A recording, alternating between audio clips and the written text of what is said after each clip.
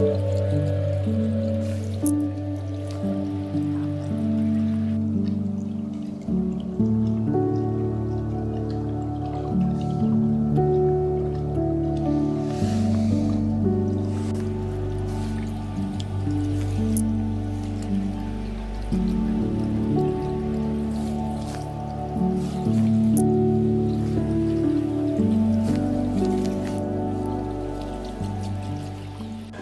evening all, and welcome to another day out in the landscape.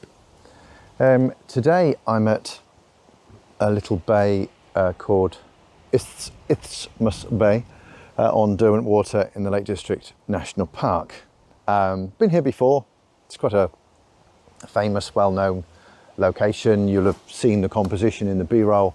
It's been photographed thousands of times, and it will probably be photographed 1,000 times more, maybe 1,000,000, who cares? But what I want to talk to you today is about my pursuit, I guess, of trying to get the image right in camera. Now, as you are seeing in the B-roll, I was fighting highlights. So there was a portion in the top right-hand corner of the image that was continually blowing out. And I hope you noticed I was repositioning the grey grad just to try and get that area under control. In fact, it's still over there. I'm not sure whether you can see it on the Osmo or not. It's sort of, oh no, you can't see it. Hang on, let me position the camera around. Yeah, sort of there. And it's really tricky. It's really, really tricky to manage. And, you know, I'm using filters to try and manage the dynamic range or range of exposure that's in the scene. Now, it's my choice to try and get it right in camera. It's also my choice not to use software to try and rescue a poorly executed photograph in the first place. And there is a distinct difference between those two approaches. Lots of jets flying around today. Software and the software tools that are available, they're part of the digital process. There's nothing you can do about it, whether you use Lightroom or Photoshop or Luminar or, you know, one of the other, any one of the other tools that's available. Software goes with digital, and that's as true whether you shoot in RAW or whether you shoot in JPEG. There's always little things that you can do regardless of the format in which you capture your image. But my choice is to try and get it as right as I possibly can in the camera. And my mechanism to do that primarily is to use grey grad filters. So these things. And I've chosen this one quite deliberately because you can very, very clearly see the differentiation between the grey bit and the clear bit. The grey bit is the bit that you put over the bright part of your scene, and then the clear bit is the bit that you put over the already evenly exposed part of your image. So you're using this grey bit to help control the highlights and even up the dynamic range within the scene. Now, another way of doing it, and there are plenty of ways of doing it, I should hasten to add, another way of doing it is something called bracketing, where you take a series of pictures at different exposure levels and then you blend them together in software. Now, my choice is to use Lightroom, and I know within Lightroom I can put as many bracketed images as I like into the thing, and it will work it out. And it will blend them together, and it will pick, you know, the best of the highlight detail, the best of the shadow detail, and it will blend them together seamlessly so it looks like one image. I'm going to attempt that now on my Sigma, because the scene that's behind me is very, very, very bright and very, very, very dark. I'll just show you very quickly how I go about it. Okay, so there's the LCD on the back of my camera. You'll have noticed from the B-roll that I've manually focused on this rock here. It's around about a third into my scene. I'm using an f-stop of f9, which will mean that everything at the front of the scene will be lovely and sharp, and hopefully there'll be some sharpness in the background as well. So for bracketing, I tend to use the exposure compensation dial, this pink or red number here. And I mean, there's lots of different ways of doing it. So let's do 3 stops underexposed.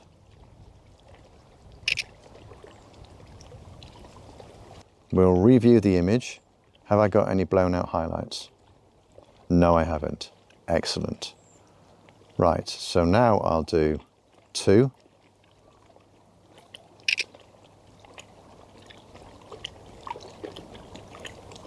One stop under.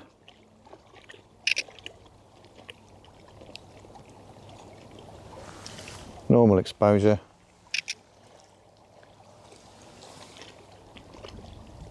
One stop overexposed. And I'll go 2 stops overexposed, just to bring out as much of that shadow detail as possible. And that's another way of doing it.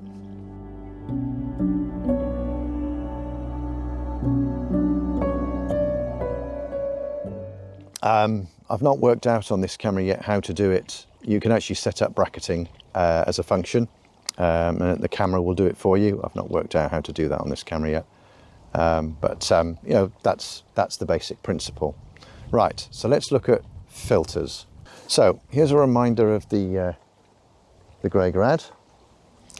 Here it is, and the basic principle is you slot it into a holder, you put the grey bit over the bright part of your scene, and then the clear bit over everything else, and then anything that's bright is held back in terms of exposure and any detail is retained. It's really as simple as that.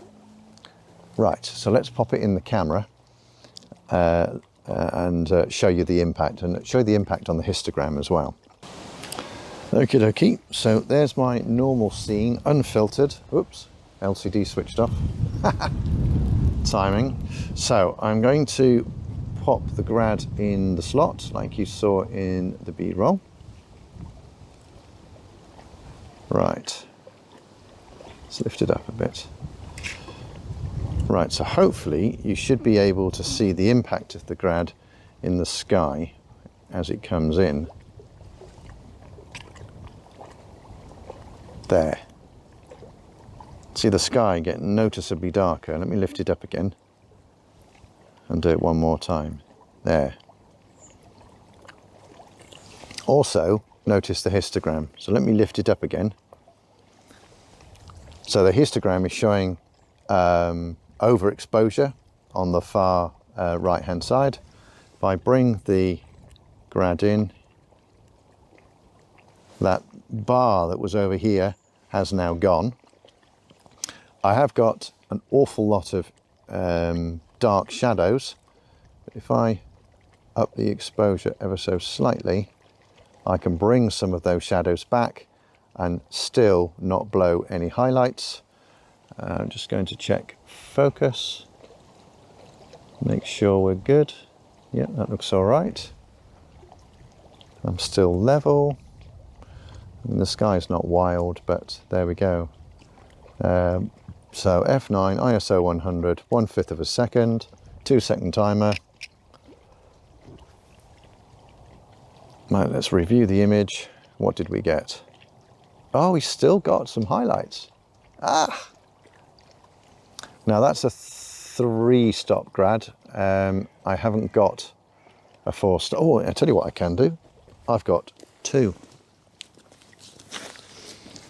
So that's a 3-stop hard grad. I'm using a hard grad because the line between what's bright and what's dark is a straight line. So that should actually hide the fact that a grad has been used. I've actually got, what's this one? 0.75. So that'll give me more or less 4 stops of neutral density. Let me just bring that in there. See if I can hold some more of that detail back.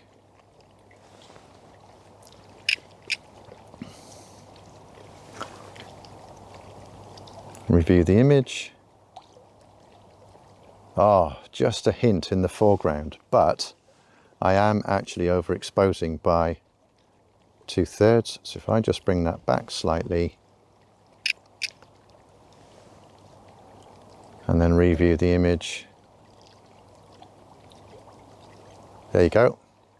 All highlights controlled, even exposure. Let's have a quick look at the histogram. Or there's just a hint actually. I don't know if the video camera will pick it up. Go back to that one. You can just see the tip of my finger. There's just a tiniest amount of red blinking at me. But, I mean, that's minuscule. And there's the histogram. I tend to use the white one, which is the brightness histogram. Nothing captured in the highlights, just a hint of, you know, black, but plenty of shadow detail.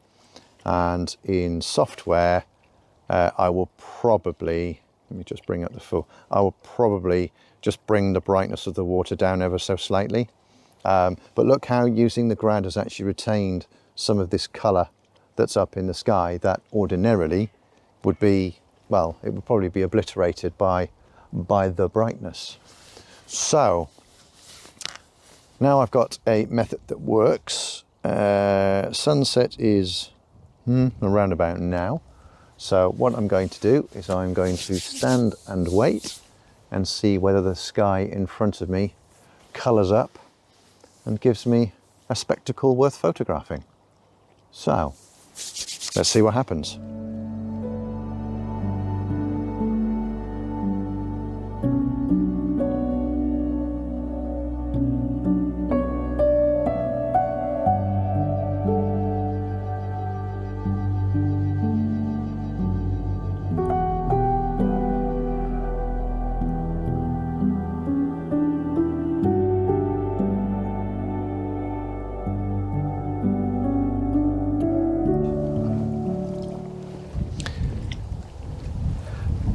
So I did get something worth photographing. Got a splash of colour up in the sky. I did have to very hurriedly recompose in order to make the most of the sky, because whilst sort of my scene was here, the colour was over there. But hey, that's all right, that's fine. That's just part of the course, and it's, to be fair, it is actually something that I'm very well used to doing. If any of these images came out, then you will have seen them. I haven't seen them apart from on the back of the camera, but you know, leave me a comment below. Let me know what you think. Let me know which ones work and which don't work, and why. And also, if you have your own technique for managing exposure inside the camera and getting it right, then, you know, please do share you know, your own hints and tips in the comments below for other people to look at. You know, in the spirit of sharing our own experiences. So, hope it's been useful. Hope it's been interesting. I've thoroughly enjoyed my hour here at Ithsmus Bay. I'll definitely be coming back here when there's potential for either sunrise or sunset. Tomorrow, sunrise. Maybe. Right, so I'm going to go. It's started to get cold. I'm starting to get hungry. Thank you very much for watching. If you're not a subscriber, please do consider subscribing. Hit the subscribe button below. When you hit the subscribe button, also hit the bell button alongside. You'll get 3 options. Hit the option all so that you'll get notified as to when I upload new content, which will be every 2 weeks on a Friday at 6 p.m. UK. If you've liked this video, please do give it a thumbs up. It helps the video's visibility and obviously helps more people find it. And you know, share the experience, me doing it and you guys leaving comments. So until the next one, thanks very much. Stay safe, stay well, keep exploring with your camera, and I'll see you on the next one. Take care, cheerio.